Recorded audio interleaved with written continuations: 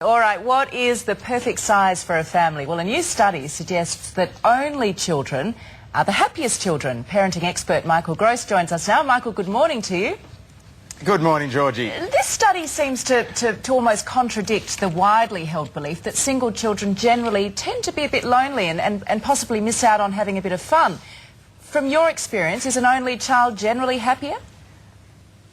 Yeah, look, it does dispel that whole notion of the lonely only that we often think about. But, yeah, look, only children's a great position to be born in. And this study showed out that only children tend to be the most happiest and contented in families. And they say the reason is that they're less likely to have conflict, they have more privacy.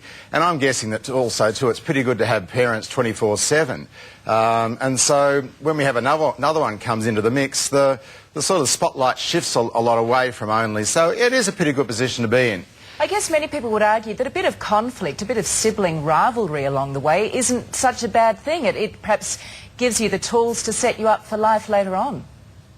Yeah, spot on there, Georgie. That's exactly right. And as another study came out of the United States recently said exactly that kids learn to fight and resolve conflict and problem solve within their families. So it depends on what criteria that you actually have when you're raising kids. But I'm for one for a little bit of family conflict in the way that kids can actually learn to fight, learn to compromise, learn to be assertive.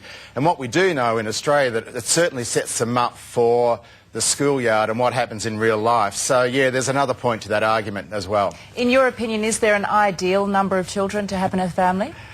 Look, the number of kids we have in a family in this day and age is very much an economic decision. But if I was sort of going to put the child development hat on, I'd go for 4.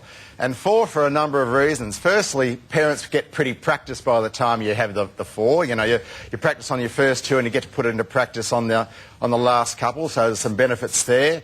Secondly, when you get a family of 4, you'll often get a competitor and a companion. So one of the things we do know in families of 2, the rivalry is very intense because 100% of your rivals sitting across the kitchen table every morning. But when you get 4, you get a competitor and a companion. And the other aspect is that you often don't get lost from the family of 4. This particular study showed that often kids in large families can get lost. And so that sort of 4 isn't a bad sort of number for lots of different reasons. All right, it is all interesting food for thought. Always good to talk to you, Michael. Thank you very much. Good on you, Georgie.